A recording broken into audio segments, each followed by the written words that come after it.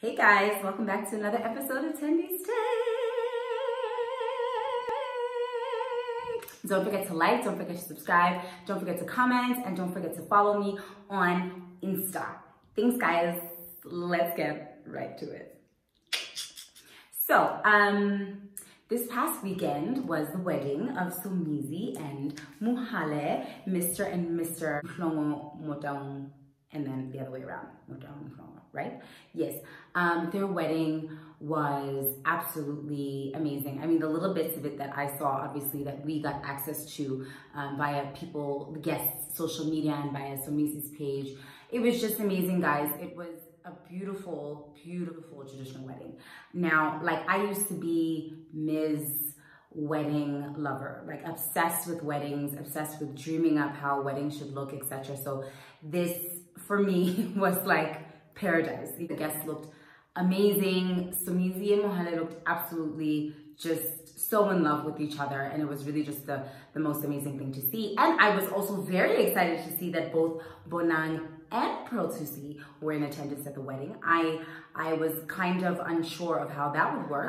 Then I wondered, was Zinhle not invited? Because she's friends with Somizi, no? I feel like I saw them hanging out, or was it just after the whole AKA thing? Anyway, Zinhle wasn't there, but Pearl Thusi was there, and so was Bonang, and I was just really happy to see them at the same place. And also, I don't know if you guys watched Behind the Story on THEMBI'S, but Pearl Thusi was recently interviewing DJ Fresh, and I see she's done a complete turnaround. In her previous episodes, she used to throw a whole lot of shade at Bonang underhandedly, you know, while talking to other guests, like when AKA was on the show, and I think when Lerato, I'm not sure, but there was somebody else on the show as well who she was kind of throwing some underhanded jabs at Bonang during their interview. But with DJ Fresh, it was not once, not twice, but I think 3 times I heard her complimenting Bonang for being a phenomenal radio presenter. So I feel like the girl's growing up, the girl is coming out of that random best friend hate of, you know, the new girl type thing, or she's not a new girl anymore because he's not with her, but I feel like she's all right now. I feel like she's mature, and I love that because I love Pearl Thusi and I love Bonang. So yeah, so that was the Somgago. Speaking of weddings, Dineo and Solo, Dineo Muketsi, who's a TV presenter and actress in SA. She's on The Queen, and she's been on many other things as well. And Solo, he's a rapper in South Africa as well. They had their 3-part wedding special on One Magic. I think yesterday was the final episode, if I'm not mistaken. I'm still on holiday mode. I can't remember what day it is. But yeah, their wedding was also on One Magic, and it was really, really cute. Though I must say, given certain things that have happened in my own personal life, my take on weddings and how people perform at weddings has changed dramatically. You know, I look at it now with a completely different eye, and I know this is probably really bad and wrong, and maybe I'm being a bitter Betty, but I just felt like his vows were so intense. I felt like, those vows, do people really speak like that? Like, are people really like that? You know, I think back at a lot of weddings I've been to, and I also think about my own wedding. May its soul rest in peace. I look back, and I feel like people put on the best show when they get married, like the best show. Like the bride and the groom at weddings in this day and age are always, I feel like subconsciously, even if you don't go into it consciously, like subconsciously, you are trying to outdo every Insta video you've seen, every wedding vlog you've watched, every other person's wedding you've been to, by having like your own unique take on the wedding process, like doing your own vows, like Solo was rapping lyrics. I don't know, guys. I just feel like the whole thing has just gone to beep in life. But, you know, God bless them. I think they're a beautiful couple. Honestly, I think they're so adorable, and they've been together for almost a decade. 7.5 years is not a joke. So let's hope they last. And let's just hope, yeah, I hope they last, because, you know, it's really quite disturbing how many people are breaking up and getting divorced. Speaking of which, moving right along. So Morgan Stewart and Brendan Brendan Fitzpatrick. I don't know if any of you even care about these two, but I used to love Rich Kids of Beverly Hills. And I love Morgan in particular because I felt a connection to her. She's got a great sense of humor. She's got a great sense of humor. She's funny. She is herself, and she seems very honest and very, I don't want to say raw, but that word, but she seems very much herself. And so I've always really liked her, and I followed her career after Rich Kids of Beverly Hills finished. She is also now a host on the Daily Pop and the Nightly Pop, and I love her on both of those shows. So yeah, so when her and Brendan got married, it was about a few months, I think, before I got married as well. And I actually drew a lot of inspiration from her wedding because it was beautiful, her dress, everything. And we clearly drew inspiration from each other because she and Brendan broke up. So I haven't been really following her personal life for a really long time. I do watch the Daily Pop and the Nightly Pop, but I haven't really been following what's been going on. But I did realize she's not wearing her ring. She hadn't been wearing her ring for a while. And if anybody knows, when a woman stops wearing her ring, it means she's either out or she is considering being out of the marriage, and she's just no longer invested in that marriage.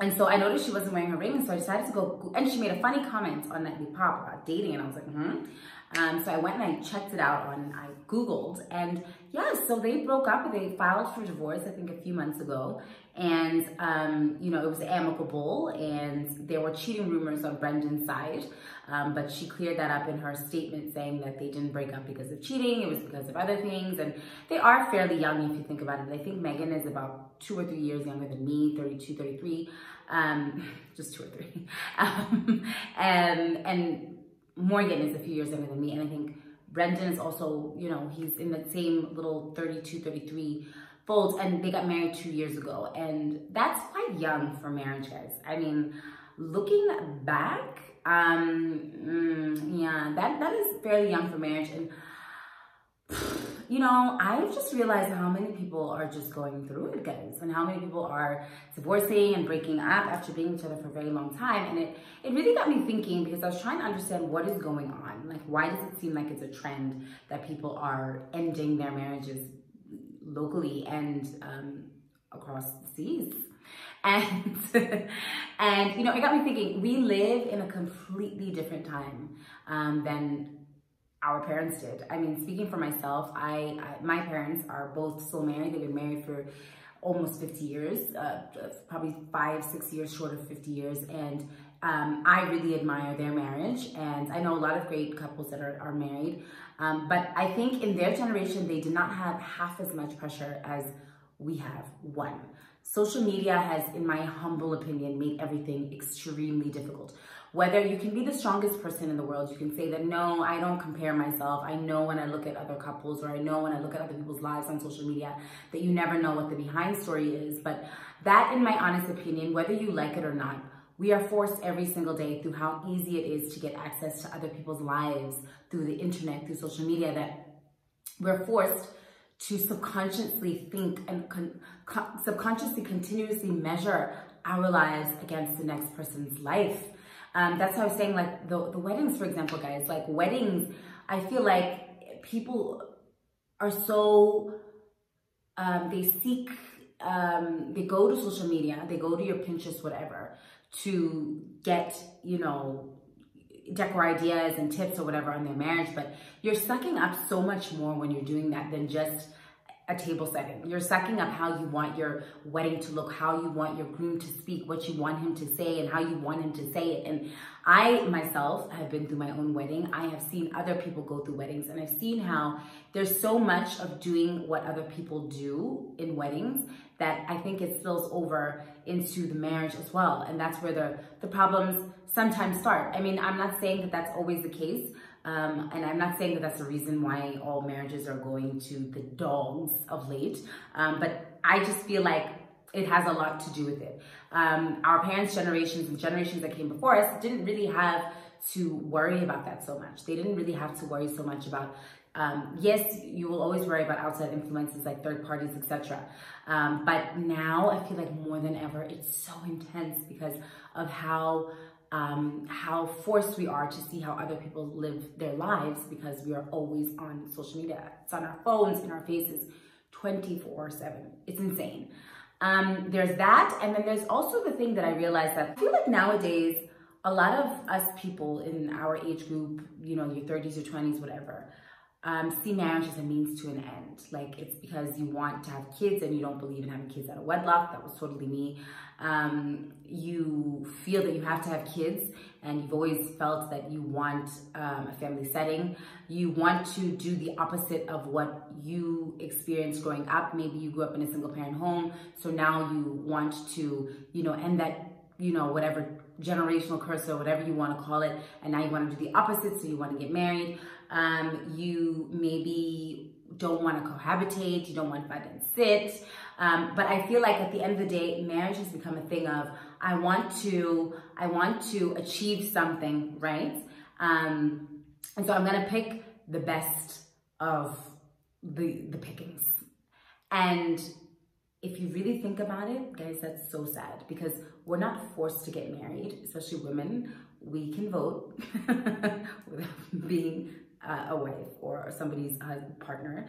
We can buy land, we can buy homes, we can go to the bank and open a bank account. So we don't necessarily have to get married. So why are we forcing ourselves into an institution, and not even that, but putting ourselves into an institution with somebody who is not really your top choice, but just kind of okay. He's not so bad, you know, he's better than the other ones. So let me just go ahead and marry him. Guys, it's so dangerous, because marriage is an actual thing. Like, you gotta stay in it forever for the most part. And it's really not easy to get out of it either. I'm completely digressing here, but I feel I need to get this out.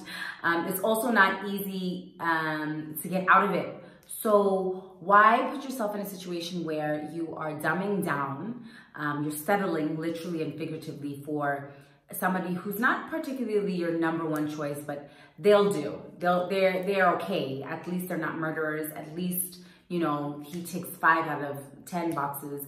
I'll take it. I don't ever want to be in that type of position personally. But I don't ever want to be in a situation where I settle for a life and I settle for a partner just to be able to say that I'm married, because life is not short. If you're lucky enough, if you're blessed enough, life is not short. It's very long. And you've got to actually be with this person for the rest of your life, because no one goes into a marriage with the aspirations of getting out of it, right? It's really sad when I see so many, well, it's not really sad, but it's just like, I don't know, like, I feel like we don't need to waste our time going into marriage, guys. I think we're just fine without it. Moving right along, because I completely digressed there. So, but anyway, Morgan Stewart and Brendan Fitzpatrick are no longer together. And I think from the posts that I've seen after she's broken up and she's moved out and she's got her own place now and she seems to be starting out her own life. And it seems like because they dated for such a long time before they got married, or they dated for some time before they got married, that she probably never knew herself and she probably never had her independence because she was so focused on this relationship for so long that it's only now that she's coming to. And a lot of times that happens for women. We spend a good portion of our adult lives in our 20s aiming for marriage. Not all of us, but some of us aiming for marriage, that you're so focused on that you actually forget who you are and what you want from life. And then you go through the process of getting married. This is what it seems like the cycle or the trend that I see. You get married and then you're no longer married, and then you become the best version of yourself that you could possibly ever be. At least that's my opinion. So moving right along, God rest their relationship. Malika's pregnant, guys. Though it's really none of our business how and with whom she's pregnant, I just kind of find it so ironic that whenever Chloe does something, Malika seems to do it after. And I just hope, because I mean, she announced her pregnancy with a nice little sponsored ad with Clear Blue. They're using their pregnancy test, and congratulations to her. If this is something that she's always wanted, I think it's great. It's for me, I just feel like it's become very difficult to believe the authenticity of a lot of things that these reality stars do, because everything seems like it's done for a deal or to make a part of the storyline on a show. And Malika was with OT Genesis, and then they broke up. I feel like she announced that she was single a few months ago. They were also seen going to an IVF clinic together. And then now she's pregnant. So, you know, clearly, you know, she's young. I mean, guys, that's another thing.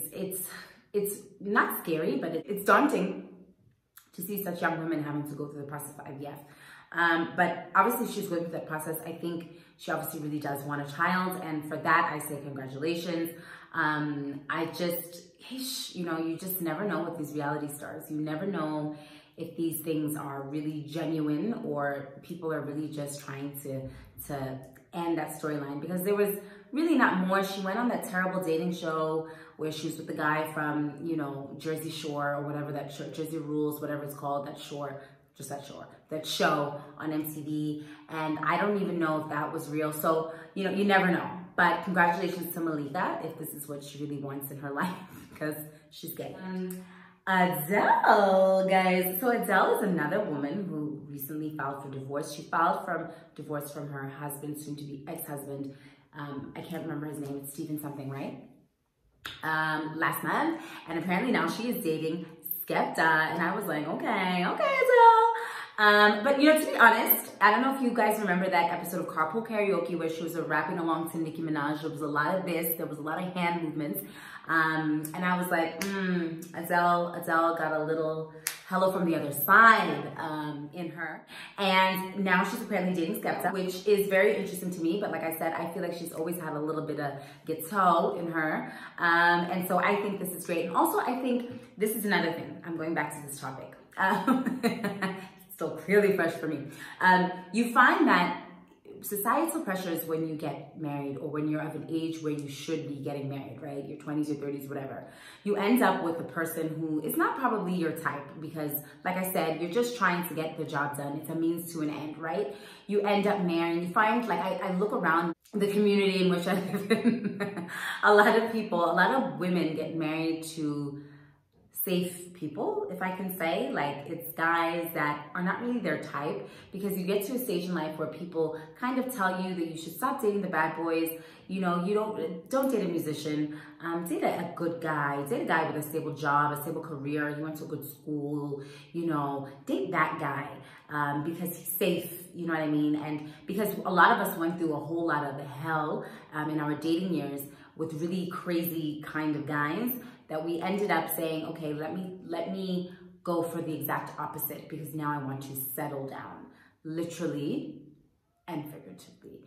And then what usually happens is that because that's not your type, you're attracted to the bad boy, you're attracted to the guy that is not good for you, as people would classify. And then you go through a process like Adele, you know, divorced her husband or whatever.